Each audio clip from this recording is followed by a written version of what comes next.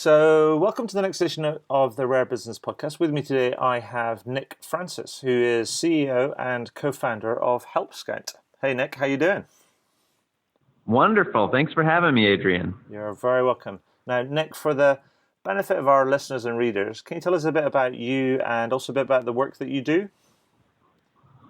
Sure. I co-founded a company called Help Scout. Our goal is to make great customer support achievable for businesses of all sizes. And we do that mostly through the products that we make. So we make a tool that's really great for email collaboration, for businesses to provide support to their customers. We also make a knowledge-based tool for people to create self-service content. And then we also make a tool where you can embed that content right on your website. So anything that helps a business help their customers and provide them with a great support experience, that's the kind of products that we try to build. And also we spend a lot of time on content around customer support and education throughout the community and trying to really elevate the position and career path of customer support in general and all the great people that are in this industry. Excellent. Now, before we could jump into the questions, I must say that I've been scheduling a future podcast and I was kind of surprised, but also kind of happy to see your handsome mien, of course, on a customer video for Know Your Business, because I'm due to speak to Claire Liu in the next couple of weeks. Yeah, Claire is absolutely awesome. You're going to really enjoy speaking with her. She's super smart, and we love using their product. Fantastic. Now, back to kind of what we were supposed to be talking about. We were talking earlier, and this is one of the reasons why we scheduled this, is we're talking earlier, and you mentioned that you see sort of customer support as a craft, and I really like that word, but it's actually quite an unusual word used in this context. So can you explain to me by what you mean by that? Sure, it's used very intentionally. As an industry, it feels like we talk a little bit too much about tools and channels, and we get infatuated with the technology, and not enough about the skills required to do an excellent job. In the end, support is a people-powered experience. And so one thing we try to do with our blog and our efforts in the community is to elevate those skills, to elevate the profession itself as kind of a reputable and solid career path. So talking about the profession as a craft, as a set of skills someone can work hard to master and be rewarded for their efforts, we feel like that's the most effective way to build a company that's known for being all about their customers. In the end, it's about the people. Yeah. I mean, I think the thing that also that strikes me about the word craft is that there's this almost an intrinsic feel of it's like an art form in many ways. So it's not just all science and all technical stuff, but there's a bit of art to it as well. 100%. It's certainly not an exact science. It's a very qualitative science in terms of knowing how well you're doing at the craft. It's very qualitative, right? So we embrace that and just try to teach people as much of it as possible. Excellent. But you also kind of like said, I mean, this is almost taking it to another level. Because when we were talking, you said that you wanted to make support and contact center agents kind of heroes. I mean, and that really resonated with me because I actually think that the frontline people, they don't necessarily they take a lot of they are the brunt of much kind of dissatisfaction, and they don't necessarily get the plaudits that they deserve. And so you use the word heroes. I kind of think about them trying to make them rock stars because I think they do an incredible job in large part. But can you tell me kind of what's your thinking about sort of the heroes idea, the heroes description? What's driving that? And actually, more importantly, what's the problem? So in the business world, there's sort of this negative stigma around the profession of being in customer support. And you covered a bit of it just now, right? Mm-hmm. So it's seen as being sort of an entry level, not very rewarding position. But if you talk to people that have spent their careers in this position, if you talk to people that are passionate about customer support, they are deeply passionate and happy with this work. They help people, right? So first of all, it's not some downtrodden group of people that just doesn't enjoy their work. It's quite the opposite. If you talk to these people, they're super passionate about it. And most forward-thinking companies these days are not thinking about customer support as some cost to be optimized. They are becoming part of the marketing team, a separate marketing channel in and of the larger marketing team. And when you talk about the technology and what that's able to do to empower customer support reps, what you'll find is that it elevates them to get into a higher area of the funnel and be valuable at different levels of the experience, maybe even proactive with regard to customer success. So the people in this profession are actually being elevated in many ways, whether it be departmental or just in terms of technology being adopted to really mission critical marketing tasks. And so that's something that people really need to know about. I mean, these are the voice of your company. Yeah, and as an aside, I mean, I had the privilege, the opportunity and the privilege to visit Zappos because I was in Vegas in June for a work conference thing, and I had a bit of space before I left, but I was able to organize to go down and see the folks at Zappos. And I tell you what, those people personify kind of heroes. They are legends in their own right. They're awesome. And the culture there is really wonderful. Everybody loves being there. They love working there. They love helping people and talking to customers. And that's much more representative of what I've seen in the customers that we talk to, as opposed to sort of that negative stigma that exists for whatever reason. So in this kind of thing around making the contact center support and contact center agents kind of heroes, I mean, you support this if like campaign that you're undertaking by you publish a customer support survey every year, and it's been going. I can't remember how many years, so 3 or 4 years now. But yeah. Tell me about the latest kind of like finding. Tell me about the report and the latest kind of findings. Yeah, so we do multiple surveys just to sort of better understand the industry and measure progress over time and identify areas where we feel like we may be able to be helpful. And the one you're referring to is an interesting survey we've been doing about compensation. Right. Professionals that are working at a high level in this business shouldn't really be measured on the same scale as, maybe a phone rep for the local cable company. There's a spectrum, just like with any other profession. And we've noticed that it's really tough to get solid data on that as a forward-thinking small business. So what we did with the survey is just try to identify those people, ask them a bit about compensation, and the results help leaders and support professionals just kind of understand the baseline for compensation and how that might be evolving. So if you take our survey results and you compare them to what may be considered sort of the industry benchmarks, then you'll find quite a few differences. And that was the point of the survey. We felt like the industry benchmarks were sort of wrong. Right. So we get a little heat for it every once in a while because we're publishing this data in hopes that companies will pay their customer support people better. But in the end, we feel like it's a net positive and really good thing for the industry and for customer-centric companies in general. Excellent. And so some of the differentials that you're kind of finding, I mean, within sort of like roles and industries and stuff, I mean, does that actually tell us much about strategy, approach, business models, economics? I mean, like how people are grappling with service? I mean, does it give us some insight into that in terms of how the differentials in pay? Yes, absolutely. I mean, the data makes it clear to me, at least, that customer support skills are really valuable. Right. And that's one of the reasons why companies, not only like Help Scout, but companies all over the world that are customer centric are combining support into the marketing team. They become part of the marketing team. And I'm seeing this at all levels. Right. Not only is it a solid career path, but it's one that's adding a lot of value inside and throughout businesses. So we'll see how it evolves over time.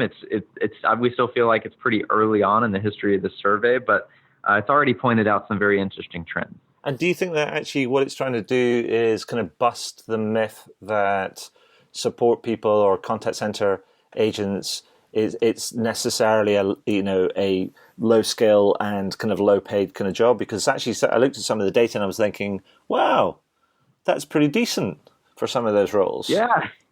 No, it can be a very viable career path. If you love to help people and help people kind of make their way with a product or service, then there's really a lot of ways you can advance your career. It doesn't have to be just this entry level job and then you work your way into other departments. A lot of people may think of it that way. It's one where you can actually advance those skills for many years and work into a leadership position potentially. There's all sorts of ways you can go about it. But as we talked about, it's a craft. It's something that takes many, many hours to become good at. So I tell you what, Nick, I mean, maybe this is going to put you on the spot kind of now. And, you know, because my next question is that, so you talk about making your agents kind of heroes and things. And the thing I wanted to ask you about was what happens when you make your agents kind of heroes. But I think what might be almost like more useful is, do you have a couple, I mean, I know you've probably got some people that you've worked with that have probably adopted this type of approach, but do you have a couple of examples about what has happened when organizations have sort of adopted this type of approach and made their agents the heroes of their story, as it were, and kind of sort of what's happened, how they've benefited, all that sort of stuff, you know, to bring some, I guess, color and the art of the possible to the whole kind of notion?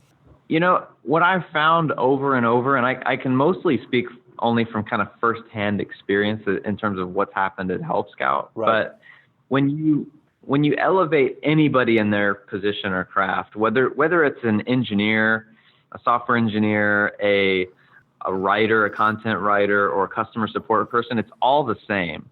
Right. When you elevate them, when you allow them the autonomy and ownership to go the extra mile, then almost every time you're going to find that they will do outstanding work, far beyond what you maybe thought they were capable of. Most of the time, they'll find a way to do an absolutely outstanding job. And so customer support is literally no different. Yeah. If you give people the ownership and autonomy to go out and do a great job and be a wonderful voice on behalf of your company, then they're going to do a great job, right? Right. Give people meaning, purpose, and credit when they're successful, and they're going to start to work just as hard as you do to make the business successful. That's the big overall learning that I've had. That just as a leader, across teams, that's something that seems to be very effective. Excellent. And so if somebody say somebody's listening to this and somebody's thinking, you know what, I believe that we have a huge source of benefit and potential kind of competitive advantage that's just sitting in our support function right now, but we're just not really doing much about it. And actually they like the idea of making people heroes, but they're like going, well, where do we start with that? I mean, because that seems like a big step, you know, it's like a completely different kind of almost a way of operating. I mean, you've been through this because this is how you've set yourself sort of up. But you must have seen other people kind of go through that, and you've learned some stuff along the way. I mean, what advice would you give them regarding the first steps that they should take if they want to sort of embrace this idea of making their agents heroes? I would advise them to talk with their support team. Okay, thanks, folks. That's it for today. Yeah, right. I mean, these people talk to customers every day. They have a great sense of what their team could do better. Yeah. To better represent the values of the company, right? So the first thing I would do in their shoes is just go in with humility and ask a bunch of questions about what the company can do better to be more advocates for their customers, right? What can I as a leader do better? I mean, typically when I'm looking for that sort of feedback, I'm asking the people on the front lines because they have a better understanding of it than I do. Yeah. Also, executives, myself included, tend to overestimate the value of technology or the tools. Yes. They're like, oh, if I just adopt this tool, then I feel like that's going to make my company more customer centric. Well, not necessarily. I mean, of course, you want to provide them with the software that enables them to work efficiently. But the most important thing is that they feel empowered and excited to do a great job. Yes. If they aren't happy at work, chances are customers aren't going to be happy with their experience, no matter what tools you might be using. So it's really important to just, this is a people-powered thing. I really bang on that drum a lot. But I also think that, selfishly, you should point them to the Help Scout blog. If people do have questions about building a culture like this, this is the kind of thing we talk about a lot on the Help Scout blog. We have about 100,000 people that get content from us every week for free. And you can learn a lot about what it'll take to do a great job there and be a competitive differentiator. No, absolutely. On what you were talking about there, I mean, it just occurred to me, I have sort of two stories that I want to kind of share. One I think you're going to love, and the second one is about a company that and sort of the results that they achieved when they adopted a similar sort of approach. So I'll start with the second one first, because it's a company which is a compatriot of yours, and I think they've got the best name of the best company in the whole wide world, and they're called Big Ass Fans. You guess what they make. Anyway, they make big fans, right? So anyway, one of the things that they did was that they created this sort of support success team, and one of the things that they went out and did was just allowed the people just to go and talk to their customers and figure out what they could do better, what was wrong, what was annoying, what was irritating, what was not as easy. And they took all that feedback and they fed it back into the company, and the company made all those kind of changes. And you know what happened? They grew largely by doing that on a consistent basis. They grew from about £35 million in turnover to about £175 million in turnover over the course of about 6 years. Wow, that is the perfect illustration of exactly what we're talking about, Adrian. Exactly. And then here's an even better story, which is it's probably my favorite story of the last kind of couple of months, which I'm in danger of repeating kind of a ridiculous number of times, so I apologize to anybody who's heard this before. But a colleague of mine told me this story about a large bank in the UK that was going through a service transformation process. And they, like you talked about leaders and technology, the leaders had brought in this data and analytics team to help to gather all the data, to crunch all the data and identify, the top 10 customer problems, because those are the ones that we're going to go and solve to make the experience better. And so the team came in, they gathered all the data, they went away and they huffed and puffed in a separate office for a number of weeks to find the answers. And that some bright spark, close to that project, went and took about 8 to 10 agents and took them into a room, told their managers to go away, give them some privacy, bought them some teas and coffees and a tray of donuts. And in about half an hour, the agents were able to identify or compile a list of what they thought was the top 10 customer problems. Interestingly enough, the data analytics team came back 6 weeks later only to prove that the agents themselves were 80% correct. So you have to ask yourself, are you willing to spend hundreds of hours and thousands of pounds or dollars or euros or yen or whatever it might be to be at nearly 100% right? Or are you happy to just buy some donuts, take 30 minutes and a bit of candid conversation to be 80% right and then to get started? And I guess it sort of speaks to kind of how you want to deal with things.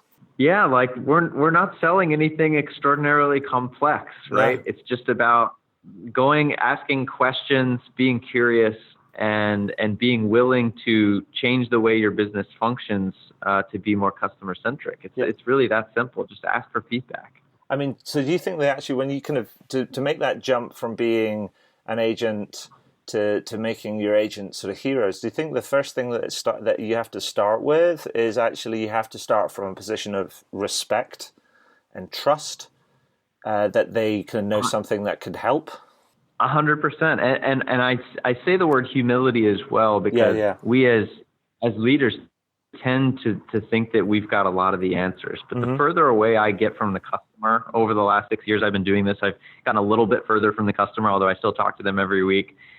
It's easy for your intuition to actually be wrong. And that's why you always need to validate that intuition with the people that are talking with more customers. They're closer to the customer.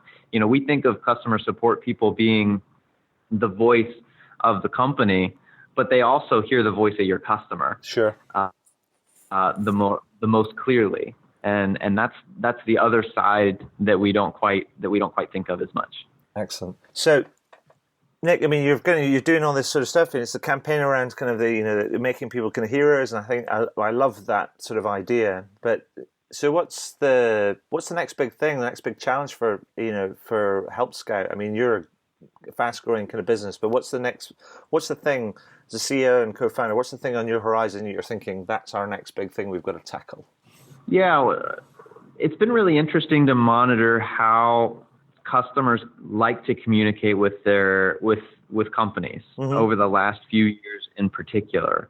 Email and phone have been primary channels forever and ever and ever, but we're finally seeing somewhat of a shift there, where email is not really contextually the best place to talk with a company about something that, let's just say it's an order and you're trying to find out the tracking number.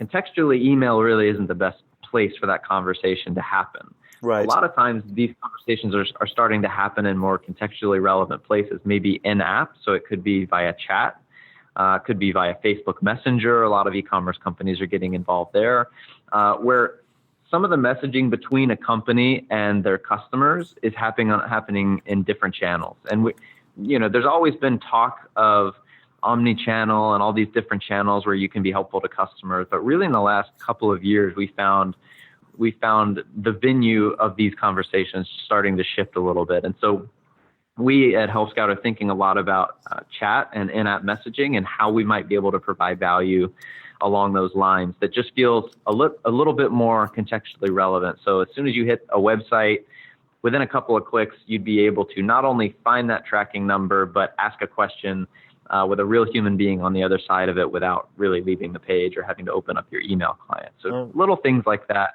We're thinking a lot about just how messaging in general is changing, and then how we can make that scale for support teams behind the scenes. Excellent. And before we I know I'm just keeping an eye on time, Nick. I know you're a busy guy, but before I ask you my last couple of questions, is there anything that within the sort of the Help Scout world or the world of sort of service and experience that you think that is a thing that we've kind of missed out, or you'd like to comment on or bring to our attention before I ask you my last two questions?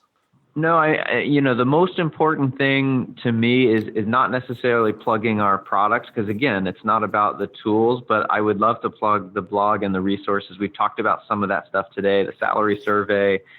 We have a weekly newsletter that goes out that just has extraordinary content. We pay an outstanding editorial team here at Help Scout to write original content all about building the kind of business you and I have been talking about this afternoon. And so I really feel like people will benefit from that. It's all free, so take a look at it. Visit the blog, helpscout.com/blog, and I'm sure there'd be a lot of benefit there. Perfect. Now, I think you've just answered my last question just then, but let me ask my penultimate question, and then I'll come back to the last one, if that makes sense, hopefully. Anyway. Sure. But anyway, I've been asking for the last year or so, been asking my own little personally selfish research question, because I wrote a book last year called How to Wow. And every time since the publication of the book, I've been asking people for their perspective on what wow service and experience it means to them. And so I'd be really interested to get your perspective on that. Yeah, absolutely. It's funny because when people that don't think about this stuff all the time, like you and I, first think about wow service, they think about friendliness, right? Like somebody that's really nice and friendly. But over the years, I found that it's less about being friendly. I could have the friendliest person on the other side of things, but if they're not able to solve my problem and help me get to an answer quickly, then I get tired of the friendliness really quickly. A wow service experience is more about respecting people's time, showing empathy, being thorough to make sure the customer gets everything they need from the interaction. For me, the best customer experiences I've ever had have more to do with that person respecting my time and giving me a great answer than it does with necessarily just being over the top friendly. Does that make sense? Yeah, no, of course. Absolutely. It's 100%. It is that sort of thing. It's like you mentioned before, it's contextual, right? Absolutely. When somebody kind of calls up, it usually means that they've got a problem. And so the first order of the day, that you should be, one, polite and respectful, obviously, but then focus on solving their problem. Absolutely. So it's not just about being nice and chipper or anything like that. It's really about being able to solve that person's problem in a way that makes them walk away with a great experience. Absolutely. So Nick, that brings me to my final question that I always ask at the end of these podcasts. But I fear you may have already answered the question, but I'm going to answer it again nevertheless because I just like the way that people react to the question. Sure. And the question is this: is there anything that you would like to shamelessly plug? Well, there's one other thing I would love to talk about, and it's an organization, a community that we're very active in. Cool. It's called Support Driven. It's supportdriven.com. This is a community of more than 2,000 customer service professionals that have all the same values you and I have been talking about today. So it's a big Slack group. That's kind of the hub of their communication. So if you're a customer service professional and you become part of this community, you'll be surrounded by people that would love to help you with tactical challenges that you're having, even challenges with the products that you're using. They can help you. This community is absolutely, positively unbelievable and so encouraging, so energetic, and so passionate about great customer support. So it's free. This thing is just a really outstanding deal. Supportdriven.com is the website. We are a participant just kind of as a sponsor and as a resource. We don't own Support Driven. It's founded by another guy named Scott Tren, who's really awesome. So fantastic organization that's doing a lot of good things for people in the support world. Nick, that's awesome. And I love that. I mean, I love the kind of the plug for a community-driven organization, but that's great. I'll make sure I get that all linked up when I have this, get it all edited and get it all written up and published. But just want to say thanks so much for your time and sharing your perspective today. And here's to making contact center agents heroes because they deserve it. Cheers. It's been my pleasure.